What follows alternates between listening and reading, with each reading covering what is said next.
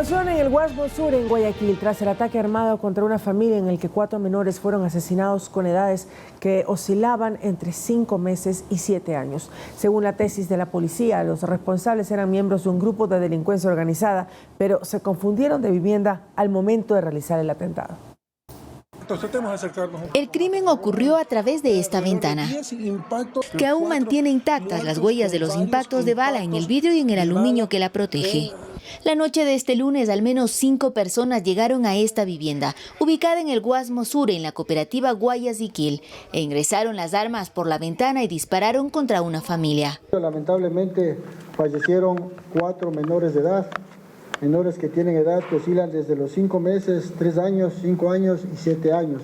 Al momento el padre se encuentra estable mientras su esposa batalla por sobrevivir tras el impacto de 7 balas en su cuerpo. Según declaraciones del comandante de policía de la zona 8, los atacantes no se percataron si dentro del domicilio estaba o no su objetivo y así acabaron con una familia inocente. El evento violento no iba direccionado a esa familia, sino a una casa adyacente a esa. Se hizo una verificación y se allanó el domicilio, encontrando el domicilio varias evidencias como mecha lenta, alrededor de 40, que serían utilizadas para realizar atentados con explosivos. A decir de las autoridades, este sector es dominado por 2 grupos de delincuencia organizada, Los Lagartos y Mafia 18, y este ataque sería el resultado de la pugna del territorio por el tráfico de drogas. Entendemos que el atentado iba dirigido para este grupo delictivo que eran denominados Los Lagartos. Estamos trabajando ya con varias pericias técnicas. De su lado, la Fiscalía informó que abrió de oficio una investigación por el asesinato de los 4 niños. Además, aclararon que al momento se practican las pericias respectivas. En las próximas 48 horas esperamos tener resultados para dar con los autores de este delito que se cometió en este sector. Olga Velasco, Noticias 7. Este es un caso que ha impactado totalmente y, por cierto, es una tragedia que pudo haber también cobrado la vida de más personas, porque en esa casa vivían 3 familias, había 11 personas en total, y lo que ocurrió en la noche es que estaban viendo televisión, estaban en la habitación, padre, madre y sus 4 pequeños, y empezó el tiroteo. Lo que hizo la madre fue abalanzarse contra sus hijos y cubrirlos. De esa manera es que ella también recibe tantos impactos, 6 impactos de bala. Hace lo posible por salvarles la vida, no lo pudo. Sin embargo, ella sí sobrevivió y fue trasladada a una casa de salud y se encontraba en una UCI. Mientras que al padre, él recibió una bala que le pasó entre el cuello y la cabeza y cayó al piso, pero tampoco perdió la vida. No obstante, los pequeños. En ese domicilio habían abuelitos, tíos, otros primos. Había incluso una tía que estaba con una niña preparando la comida y escucharon el tiroteo, y cuando salieron vieron una de las imágenes más duras. Pero algo que a mí me ha impactado y que quería contarle a la gente es que han dicho los familiares que lo que esperan de esto es que haya justicia divina por lo que vivieron, porque evidentemente, ya lo escuchamos en el reportaje, no fue un atentado contra ellos, son víctimas colaterales e inocentes que perdieron la vida por la confusión de estos sicarios. Hay que decir que falleció la madre de los pequeños también el día de ayer. El padre está gravemente herido, pues con el pronóstico en estos momentos todavía reservado. Esperamos que pues pueda salvarse y que pueda continuar también ayudando al resto de su familia, aunque todos lamentamos en estos momentos la pérdida de otros niños. 9 de la noche, aproximadamente 21 horas con 10 minutos, empezó este atentado, y los niños también del vecindario estaban alrededor de esta vivienda jugando. Pudo ser una tragedia mayor, como lo mencionabas, Lautaro. Lamentamos tremendamente lo que ocurrió el día de ayer. Así es, se han dado detalles incluso de cuántos disparos ha recibido cada nene. Realmente sí. Es impresionante, es impactante la noticia que tenemos que dar esta mañana. El Gobierno Nacional ya se ha pronunciado también sobre este caso. La Secretaría de Comunicación de la Presidencia señaló que el asesinato de 4 niños en el Guasmo Sur demuestra la crueldad a la que son capaces de llegar estos asesinos inhumanos. Este Este hecho es un golpe profundo, dice el comunicado, y doloroso para nuestras familias y para el país, por lo que no descansaremos hasta que los culpables paguen por estos hechos. En este gobierno no habrá espacio para la impunidad ni se cederá ante aquellos que intentan sembrar el terror y la desolación en nuestra sociedad. Iremos hasta las últimas consecuencias. Nunca negociaremos con asesinos y grupos de narcoterroristas, dice textualmente el texto que vemos también en pantalla. Lo que ha dicho la Policía Nacional y lo que ha confirmado es que quienes estaban en esta casa, es decir, los padres de familia, no tenían antecedentes penales. Es por eso incluso que se ha reconfirmado que el ataque no estaba dirigido a esa familia. Bueno, entraron con fusiles también al hogar para poder perpetrar este terrible atentado. Así es. Tenemos también el comunicado del Ministerio de la Mujer. Tenemos el comunicado ante este trágico suceso. El Ministerio de la Mujer y los Derechos Humanos también se pronunció y tomó acciones. A través de un comunicado emitido hace pocos minutos, indicó, abro comillas, nuestros servicios de protección integral fueron activados desplegando un equipo técnico especializado que no solo brindó atención social a los familiares de las víctimas, sino que también coordinó acciones de apoyo interinstitucional. En estos momentos difíciles expresamos nuestra solidaridad con los familiares de las víctimas, reafirmando nuestro compromiso con la defensa de los derechos humanos en el ámbito de nuestras competencias, cerramos comillas, esto es lo que ha manifestado el Ministerio de la Mujer. Guayaquil en los últimos meses ha subido de estar entre las 50 ciudades más peligrosas a las 20 aproximadamente de mayor peligrosidad en el mundo y es una de las de la región inclusive con mayor índice de muertes violentas. Cada fin de semana hay más de 10 asesinatos y en ocasiones hablamos ya de masacres como estas en las que son muertes múltiples, que es más de una persona y lastimosamente las cifras de menores de edad también son escandalizantes, ya las vamos a ver. Pero este es un hecho que ha conmocionado y que también ha provocado que de otros sectores, tanto políticos y sociales, se pronuncien y condenen este vil acto. Y es clave lo que ha dicho el gobierno nacional. ¿Por qué? La semana pasada llegó una carta de un grupo de delincuencia organizada que le decía al presidente Daniel Noboa, conversemos, busquemos la paz, dialoguemos y lleguemos a consensos. ¿De qué costo, Lautaro? ¿Cuáles podrían haber sido las exigencias que plantearían, no? Pero el caso es, hay este pedido puntual de este grupo de delincuencia. ¿Y qué dice el gobierno? Y ya lo dijo ayer en la carta. No vamos a ceder contra nadie porque esto que han hecho también es terrorismo, Meche. Así es, no va a negociar el gobierno nacional y lo que demanda también el público, los ecuatorianos, es que el gobierno empiece a comunicar e implementar sobre todo su proyecto Fénix. El plan Fénix. El plan Fénix para luchar contra la delincuencia. Bien, ¿qué les parece ahora si vamos a revisar las cifras? Porque no son los 4 primeros niños que han sido asesinados en este de 2023 como producto de esta violencia que se vive ahora en el Ecuador. 367 niños y adolescentes han sido asesinados en Ecuador. La cifra es la más alta de los últimos 3 años. Estos datos, estas estadísticas han sido proporcionados por el Ministerio de Gobierno. Y vamos a comparar entonces con los 3 anteriores años. Porque en 2021 135 menores fueron asesinados, en 2022 289, mientras que en el 2023, ya lo hemos dicho, 367 menores han perdido la vida. Y aquí está la cifra incluso más impactante. Niños de entre 0 y 4 años de edad son los más atacados. En los últimos 3 años fueron asesinados 223 menores que tenían estas edades. Esto, como decimos, según la fuente del Ministerio de Gobierno. Los adolescentes más vulnerables son los que tienen entre 15 y 19 años. De estos han sido asesinados 475 menores. Las provincias, como bien ya lo decía Lautaro, con más casos y con mayor incidencia de violencia se repiten también en los casos de asesinatos. Son Guayas con 275 menores asesinados, Los Ríos con 98, Esmeraldas con 95 y Manabí con 90. Vamos entonces ahora a ver también este cuadro, porque el 72% de los asesinatos a niños y adolescentes se ejecutan con armas de fuego, el 15% con armas blancas y el resto fallecen con armas contundentes o por asfixia. Realmente impresionantes los datos que tenemos en este 2023 sobre la violencia en contra de niños, niñas y adolescentes, amigos.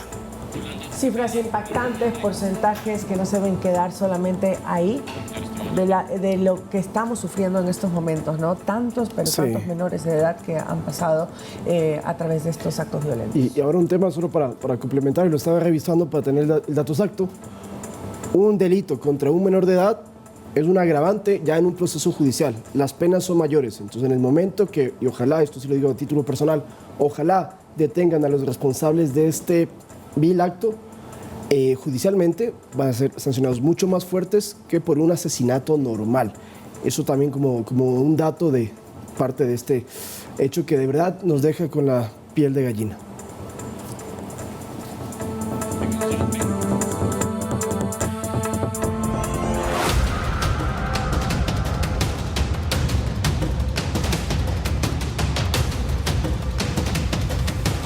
En la frontera de Ecuador con Colombia, 15 miembros de grupos ilegales armados fueron detenidos, entre ellos alias Guasón, según datos de inteligencia militar. Supuestamente era el tercero al mando de la estructura Oliver Sinisterra, de disidentes de las FARC, y estaba dedicado a realizar actividades de narcotráfico. Al frente Oliver Sinisterra se le atribuye el secuestro y posterior asesinato del equipo periodístico de El Comercio y también de civiles y militares ecuatorianos. La captura de alias Guasón, sin lugar a duda, representa un remesón a esta organización narcoguerrillera que trabaja o que opera en territorio colombiano. Se han hecho las coordinaciones necesarias y este guerrillero fue entregado a las autoridades colombianas en el puente internacional sobre el río Matá. En 2018 escuchamos por primera vez al autodenominado Frente Oliver Sinisterra de las FARC. Recordemos que en ese año en Colombia hubo un acuerdo de paz entre las FARC y el gobierno. Las FARC dejaron las armas, pero hubo algunos grupos y células, sobre todo las de la frontera entre Ecuador y Colombia, que dijeron no, nosotros vamos a continuar en el crimen organizado. Y así salió alias Guacho, quien formó este grupo autodenominado Oliver Sinisterra en honor a uno de los cabecillas que operaban en esa zona. Siguieron con el narcotráfico y empezaron a enfrentarse con el gobierno, tanto ecuatoriano como colombiano. ¿Y eso en qué desencadenó? Que alias Guacho cometiera los primeros atentados terroristas en la historia de nuestro país, que fueron en Esmeraldas, y luego el secuestro a Andrea en Mataje de los 3 colegas del Comercio. Así es, no es la única persona que fue detenida, 15 miembros de esta organización, pero evidentemente, como tú lo has dicho ya, Lautaro, alias Guasón sería el tercero al mando de esta organización Oliver Sinisterra, además de que ellos, además evidentemente de la extorsión, del secuestro, etcétera, se dedican al narcotráfico, y es por eso que fue una captura importante esta semana de parte de los uniformados. Es decir, alias Guacho, que era el cabecilla de esto, fue abatido luego en Colombia, pero la organización no se desmanteló y ha continuado desde el 2018, vean cuántos años continúan, y entonces por eso es que operando exactamente, y por eso ahora alias Guasón es uno de los nuevos que ha sido detenido, y que tienen, por cierto, ojo, tienen contacto con los grupos de delincuencia organizada que todos conocemos, que también operan en Esmeraldas. Un trabajo conjunto con las autoridades también ecuatorianas y colombianas se llegó a la captura entonces de alias Guasón.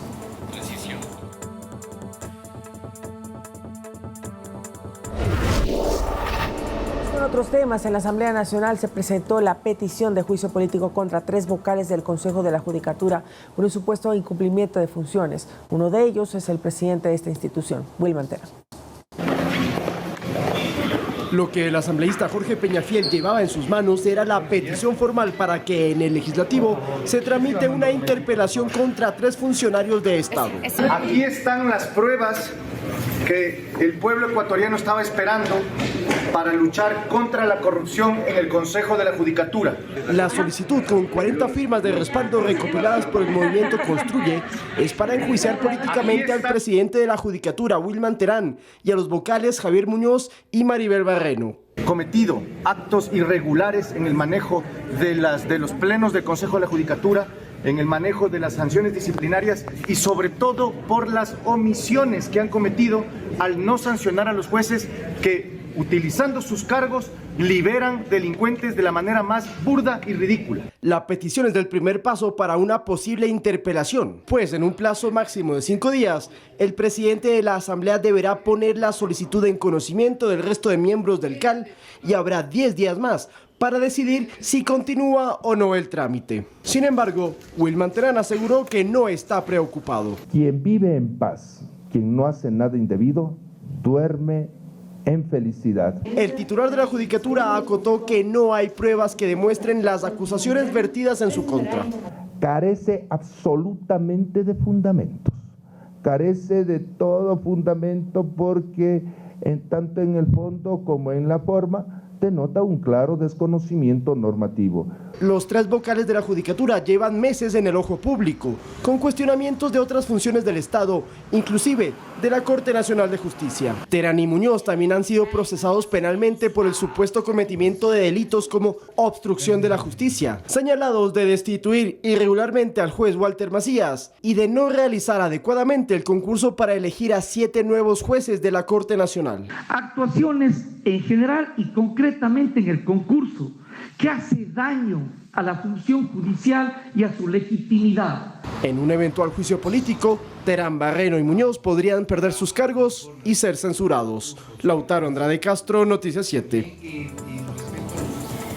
Muy bien, entonces es un juicio político más, una solicitud de juicio político más que llega a la Asamblea Nacional. Recordemos entonces que esta semana, dentro de la Comisión de Fiscalización, hubo también un pequeño impasse, si así se quiere, por definir si es que se tenía que seguir con la solicitud de juicios políticos que han llegado en esta administración. Por eso se quiso tratar entonces la solicitud de juicio político en contra del exministro de Energía. No pasó, no se aprobó esta resolución dentro de la Comisión de Fiscalización. Lo que se sabe entonces ahora es que seguramente los 5 casos que quedan represados de la administración legislativa pasada van a ir hacia el Pleno y será en el Pleno donde se decidirá qué hacer con ellos.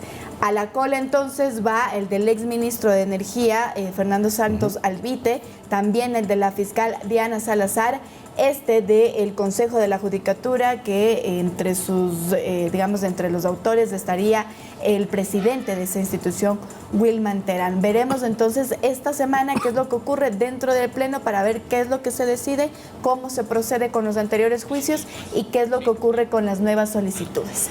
Por cierto, en este pedido de juicio político, ahí se conoce el apoyo y el respaldo de Partido Social Cristiano, Construye, ADN, el bloque oficialista. Ellos han dicho, estamos de acuerdo con destituir o con censurar, con continuar con el proceso para no dar más atribuciones. Queremos que esto continúe y apoyamos el juicio político a Wilman Terán y a los otros 2 miembros del Consejo de la Judicatura. Con 70 votos podrían ser destituidos cuando se realice el proceso, si es que efectivamente llega esto a pasar, pero como tú ya lo has dicho, estamos hablando de que al ser el último juicio político en la cola, esto podría esperar por lo menos un año. Bien, ahora vamos a ver lo que ocurre en el Pleno de la Asamblea Nacional, ya que realizó el primer debate del proyecto de ley económica urgente que remitió el Gobierno Nacional. Las reformas tributarias y de incentivo para la generación de empleo recibieron distintos criterios y sugerencias para hacer cambios.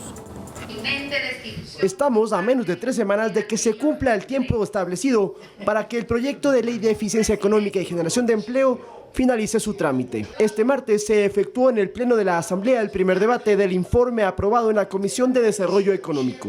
Tenemos la posibilidad de poder beneficiar a 1 de cada 10 ecuatorianos que en este momento tienen una multa o un interés con el SRI. Pero en la sesión se explicaron algunos de los cambios sugeridos al proyecto original. Por ejemplo, en los incentivos para contratar a jóvenes. Fue acogida la propuesta en la comisión de que todos quienes se sometan a este incentivo, contraten 1, contraten 500, tengan esta remisión tributaria. Bienvenido sea.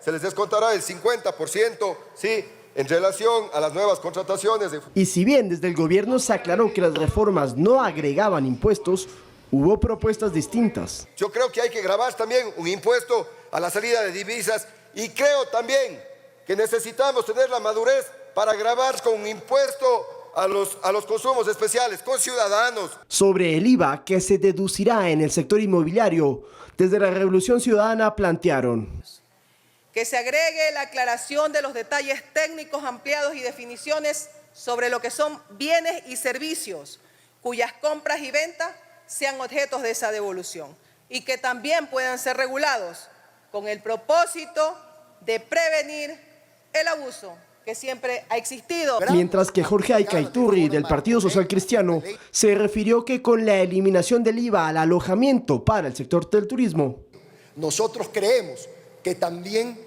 deben incorporarse incentivos de reducción del IVA para aliviar al sector turístico y que vuelva a generar inversiones. El informe aprobado en primer debate retornará a la Comisión de Desarrollo Económico para incorporar los cambios planteados.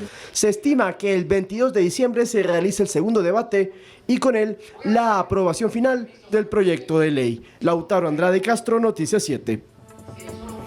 Y ahora nos vamos al sistema de justicia, porque el Consejo de la Judicatura solicitará nuevamente la presencia de una misión de las Naciones Unidas para actuar como veedor en el concurso de la renovación parcial de los jueces de la Corte Nacional de Justicia. Además, su titular rechazó los supuestos ataques contra el proceso. El concurso para la renovación parcial de los jueces de la Corte Nacional de Justicia va porque va. Así lo aseguró el presidente de la Judicatura, Wilman Terán. Esto, a pesar de los cuestionamientos. Se ha querido decir de que se les ha subido puntuación de forma arbitraria a participante alguno. Ello ha sido desmentido. Se ha querido tergiversar, indicando de que se ha tomado 2 veces para favorecer a unos y perjudicar a otros el examen de confianza. Cosa más falsa. El concurso actualmente está en la fase de oposición y según Terán, este es el momento procesal para hacer públicos los perfiles de los 246 postulantes calificados. Está publicado en la página web por mandato de la norma, porque ya llegó el momento oportuno, los perfiles de cada uno de esos participantes.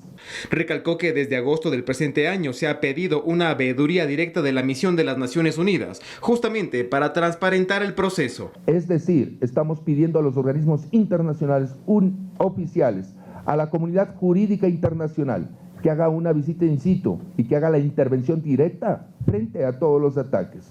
Sin embargo, los resultados de este informe, así sean negativos de ser el caso, no podrían echar abajo el concurso. Las fórmulas para poder declarar la nulidad del proceso, según la normativa, establece que no es potestad del presidente del Consejo de la Judicatura, sino que de quien dirige. En el presente caso, quien dirige los procesos de concurso es el director general del Consejo de la Judicatura. Según el Código Orgánico de la Función Judicial, cada 3 años se renovará 1/3 de los jueces de la Corte Nacional de Justicia, es decir, se reemplazarán 7 de los 21 magistrados, quienes ocuparán sus cargos por un lapso de 9 años, desde febrero del 2024.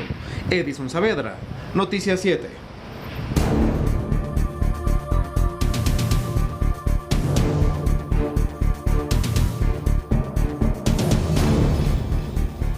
A través de un comunicado, el Ministerio de Energía y Minas aclaró los horarios de cortes de luz para los próximos días del mes de diciembre. La cartera de Estado indicó que no habrá cortes de luz los días 23, 24 y 25 de diciembre por Navidad, así como los días 30, 31 del mismo mes y el 1 de enero del 2024 por festividades de Año Nuevo.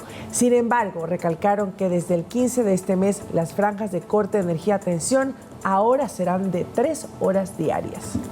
Esto se debe a que el estiaje aún continúa y las reservas en los embalses de las hidroeléctricas no se han recuperado.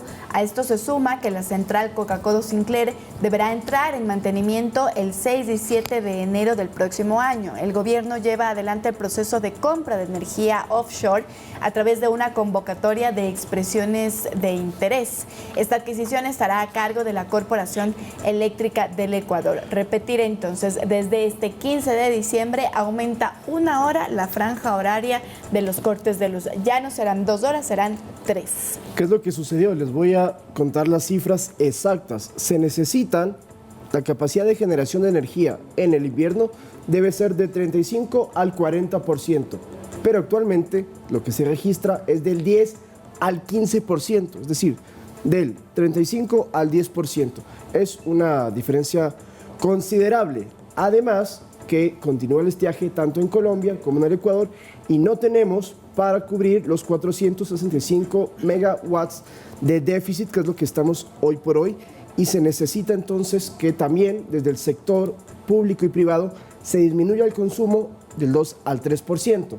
Un tema que hay que comentarlo, y para terminar el tema, es que hoy la ministra Arrobo, ministra de Energía, está en Colombia, se va a reunir con su homólogo colombiano para buscar una solución en el tema de comprar el suministro desde Colombia y que podamos ya en enero evitar estos inconvenientes, porque por cierto, nuestra principal hidroeléctrica, la Coca-Codo Sinclair, tiene que entrar en mantenimiento los primeros días de enero, el 6 y 7, y por ello es que entonces toman estas medidas, pese a que se había dicho que el 15 ya no había cortes. Bueno, esto ha cambiado, reiteramos lo que ya dijeron mis compañeras y vemos en pantalla 3 horas diarias, excepto los feriados de Navidad y fin de año. El alcalde de Guayaquil, Aquiles Álvarez, pedirá a la Fiscalía que llame a la concejal Ana Choes a rendir versión por la adquisición de tablets en la administración de Cynthia Viteri. Por su lado, Choes respondió a estas acusaciones que se realizaron en medio de una sesión de consejo extraordinario de ese cabildo. Vamos a ver. A través de su cuenta de X, la concejal de Guayaquil, Ana Choes, respondió al alcalde de esa ciudad, Aquiles Álvarez. Ella asegura que el burgomaestre tuvo un afán de coartar sus facultades de fiscalización al presentar su preocupación sobre la ampliación de plazos a los transportistas para cumplir una disposición. Dice en el texto, además, que en caso de que la Fiscalía la llame a rendir versión sobre la adquisición de tablets durante la administración de Cynthia Viteri, acudirá con honestidad y transparencia. La edil publicó estas declaraciones tras el impasse que hubo en la sesión de consejo extraordinaria de ese cabildo, en donde Álvarez puso en duda la adquisición de esas herramientas tecnológicas para bachilleres. Cuento que en la Fiscalía hay un proceso por entrega de tablets en la Bahía, se sabe, ¿no? Y usted trabajó en la DACI y se jacta de que entregó las tablets. ¿Por qué no va a dar la versión libre y voluntariamente a la Fiscalía para que colabore con una investigación de la que nadie contesta? Entonces, si usted va a fiscalizar, que me parece perfecto, fiscalice también a la administración anterior de la que usted iba de la mano. La discusión fue en la primera votación sobre una reforma a la ordenanza que regula el cobro de tarifas con un sistema de tarjeta electrónica del transporte público. La concejal cuestionó que se retrase la implementación de la tecnología y que ejercería la fiscalización del caso. Aquiles respondió. Entonces hay que ser bien cara dura para venir a reclamar acá en 6 años de gestión, 6 meses de gestión y exigir fiscalización, algo que usted nunca hizo. En su comunicado, la edil también desmintió que recibiera $4,000 como sueldo en esa entidad. Mientras tanto, Álvarez sostuvo que Fiscalía debería llamar a la concejal a rendir versión. Andrea Orbe, Noticias 7. Último minuto.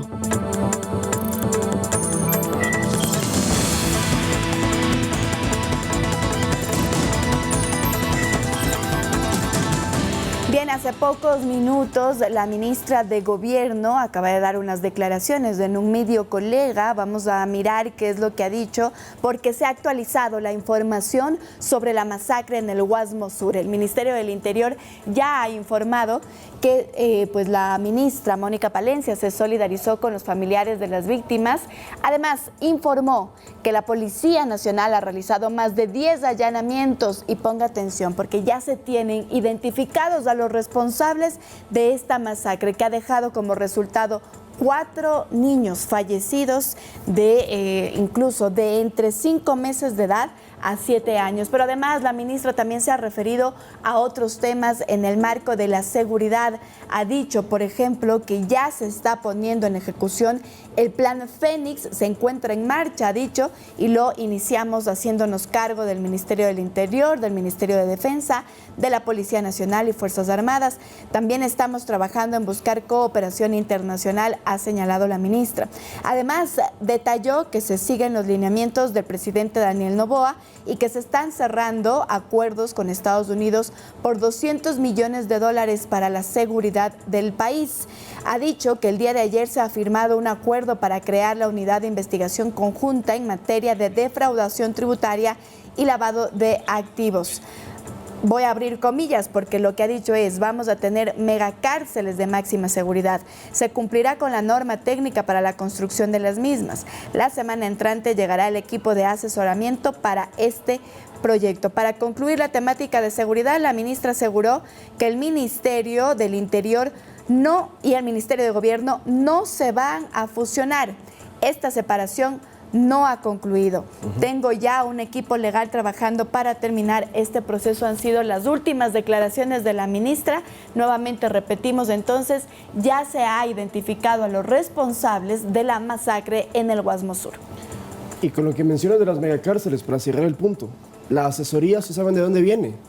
El Salvador. El gobierno de Nayib Bukele tiene relación con nosotros y están también colaborando para enfrentar este problema tan grande que tenemos, porque en las cárceles, por cierto, es de donde salen en muchas ocasiones las órdenes para cometer los sicariatos y que tienen a veces desenlaces muy, muy fatales, como el que hemos tenido que registrar y lastimosamente informar en el Guasmo Sur. En el transcurso de las horas, seguramente la policía dará más detalles y podremos conocer entonces si ya hay los primeros capturados, sean intelectuales o autores materiales de este hecho tan condenable como es la muerte de niños inocentes en el Guasmo Sur, esto en Guayaquil. Así es, estaremos pendientes el día de hoy de lo que ocurre. 7:33, el momento de una pausa. El Registro Civil, les contamos, implementa acciones para que las personas con discapacidad actualicen su cédula de ciudadanía.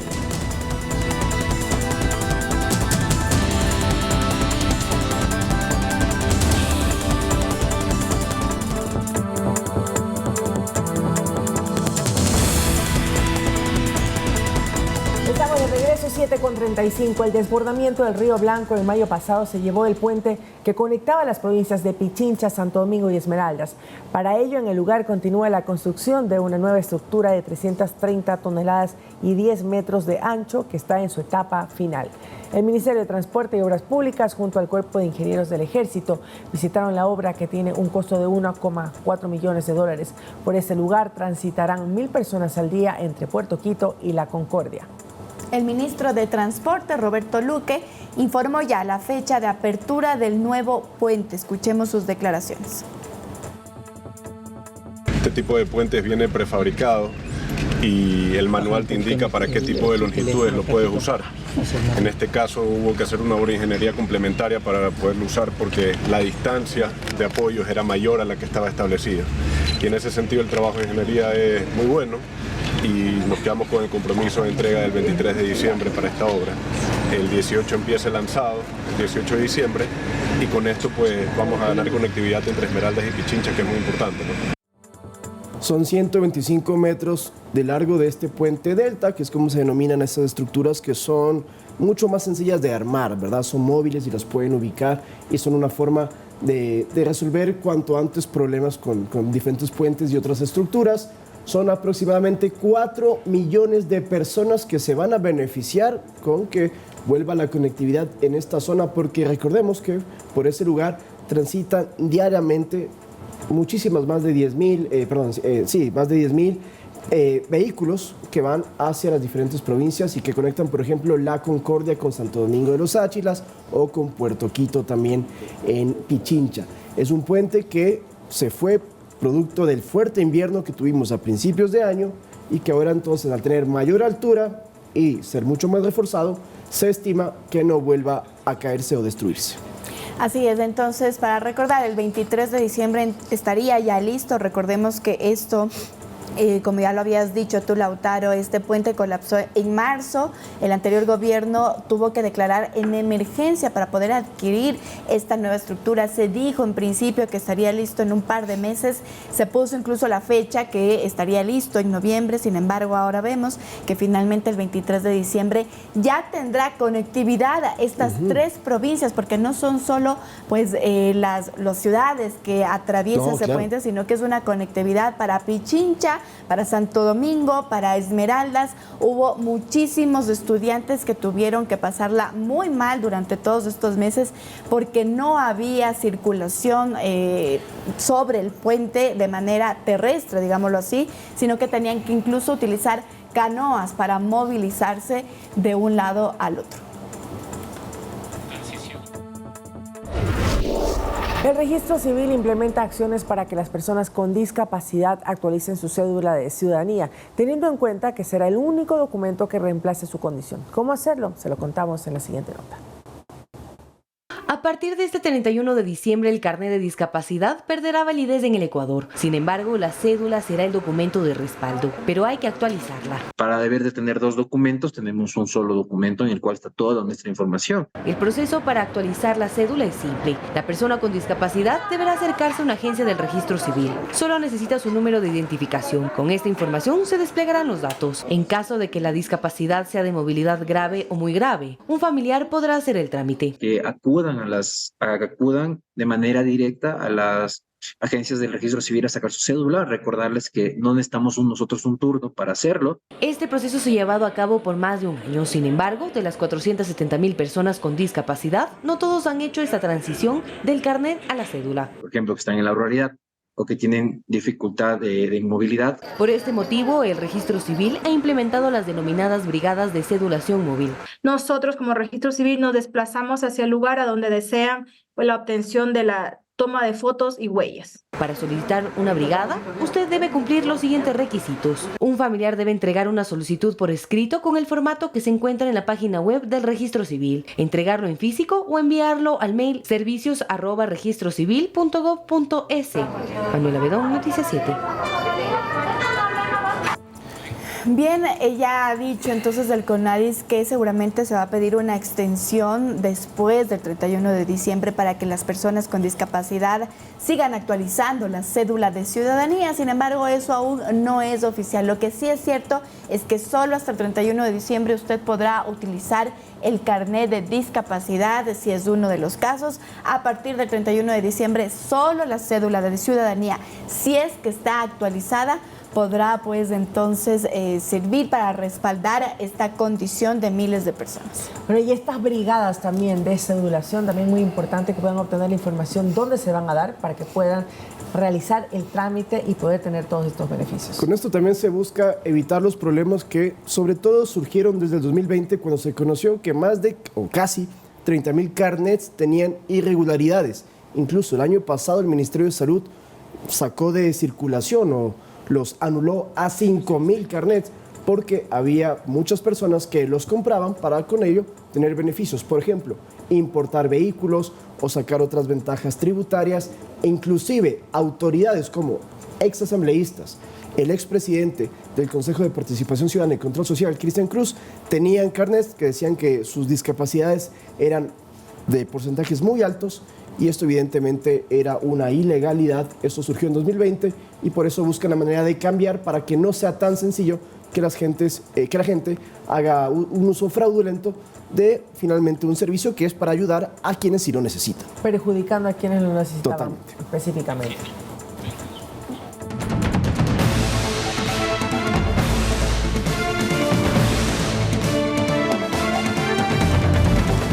Y el Cuerpo de Bomberos de Quito pide a la ciudadanía que evite el uso de pirotecnia en las celebraciones de Navidad y fin de año. Recuerde que la manipulación de explosivos puede producir heridas graves e incluso la muerte. Uno de los últimos casos de mutilaciones por manipulación de fuegos pirotécnicos se registró en agosto de este año en el Valle de los Chillos. Aquí bomberos confirmaron la explosión en una vivienda por manipulación de sustancias químicas. La emergencia no dejó fallecidos, pero sí 2 personas afectadas. Una fue atendida por heridas leves, pero la otra persona perdió su pierna derecha. Justamente para evitar desgracias y debido a la época del año, el Cuerpo de Bomberos de Quito lanzó una campaña para prevenir que se usen explosivos en celebraciones por Navidad y Año Nuevo, debido a su alta peligrosidad. En estas épocas del año tenemos muchos riesgos al usar la pirotecnia. Estos pueden producirnos heridas graves. Podemos tener amputaciones, mutilaciones y hasta la muerte. Y para muestra un botón, este muñeco simula a una persona que manipula una camareta que al momento de explotar hace que pierda parte de su mano. Tenemos la posibilidad de perder los miembros superiores, miembros inferiores, mutilaciones de dedos, laceraciones. Sin embargo, las desgracias no solo pueden ocurrir en monigotes, sino en árboles de Navidad y pesebres. Cuando nosotros tenemos una carga, una tensión eléctrica, sobrecargamos una regleta, los mismos que pueden sobrecargar y puede prender el árbol, el nacimiento. También el olvido de velas prendidas toda la noche, tal vez en en nacimientos y eso puede provocar un incendio. Y es que la recomendación es única: no ponga en peligro su vida por un momento de supuesta diversión.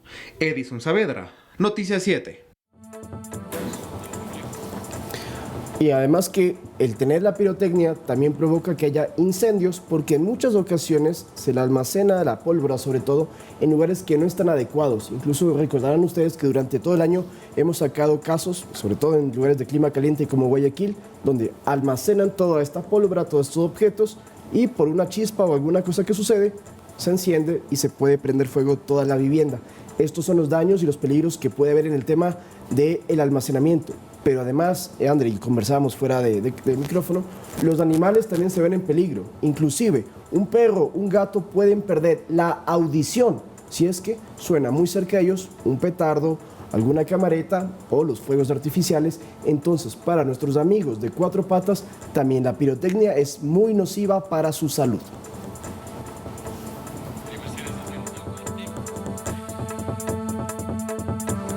...7:45, momento de los deportes. Al volver, no se vayan.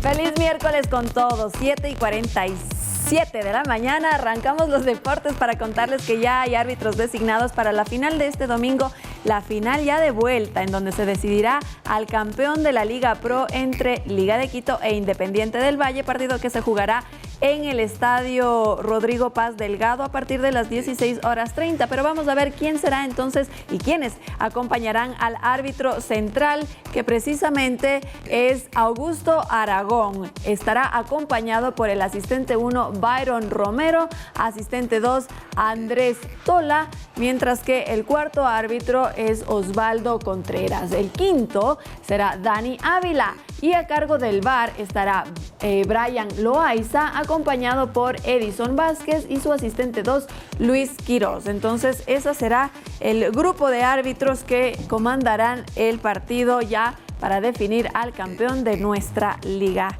acá en el Ecuador.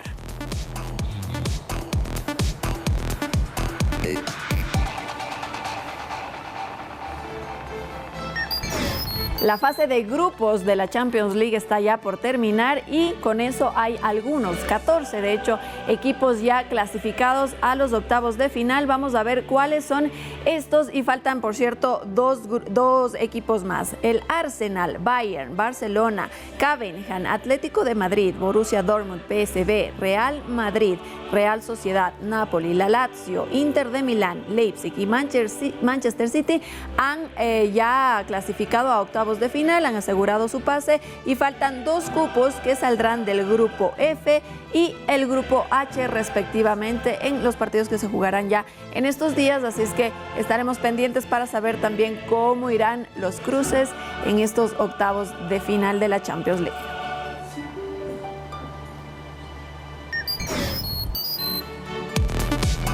Y se viene también el Mundial de Clubes y habrá un ecuatoriano jugando allí. Vamos a ver también cómo están entonces las llaves. Ahí vemos que el León de México de Ángel Mena se enfrentará al Urawa Reds de Japón para definir esa llave que se enfrentará al Manchester City. El ganador de esos dos clubes se enfrentará al Manchester City, que está ya en semifinales. Mientras que el Al-Ahly y el Al-Ittihad se medirán también para ver cuál de los dos es el que se medirá en semifinales al Fluminense, que está ya clasificado a esa ronda y espera nada más a su oponente. Esto es entonces cómo está definido el Mundial de Clubes. ¿Quién será el ganador? Vamos a verlo en los próximos días. Y bueno, como les decía, ¿no? Ángel Mena estará en el Mundial de Clubes, nuestro tricolor que hizo un gran papel en la última convocatoria a eliminatorias mundialistas. Él juega en el León de México y bueno, estaremos apoyando a nuestro compatriota para que ojalá y pueda llegar a las semifinales de enfrentarse con el Manchester City y ver cómo le va. Ahí estamos viendo también cuáles han sido los equipos más ganadores de este Mundial de Clubes y lo encabeza, por supuesto, el Real Madrid con 5 títulos. Por debajo está el Barcelona con 3 campeonatos de clubes, el Corinthians con 2, Bayern Múnich también con 2 y luego con 1 respectivamente están en la lista el Chelsea, Liverpool, Sao Paulo, Internacional, el AC Milan, el Manchester United y el Inter de Milán.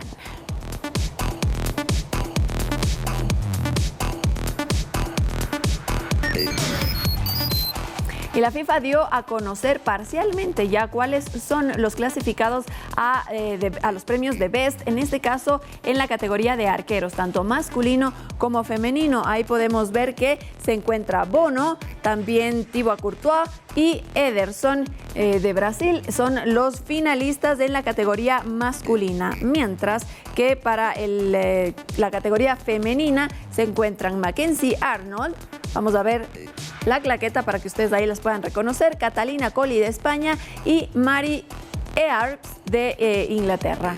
Esas son entonces las categorías masculina y femenina. En cuanto a arqueros, en los próximos días se dará a conocer ya cuáles son para mejor entrenador, mejor jugador, tanto en la categoría masculina como femenina, y otros premios más que se entregan en esta gala prestigiosa, por cierto.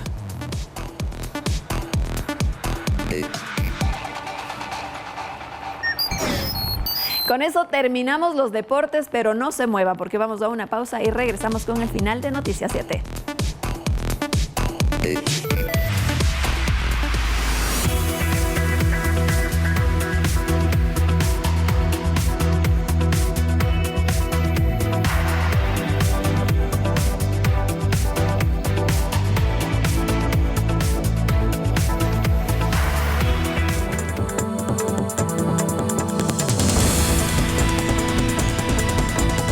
Irse a su casa. No revele esos datos, señor Lautaro, por favor. Uno ahí tapando, poniendo en la placa.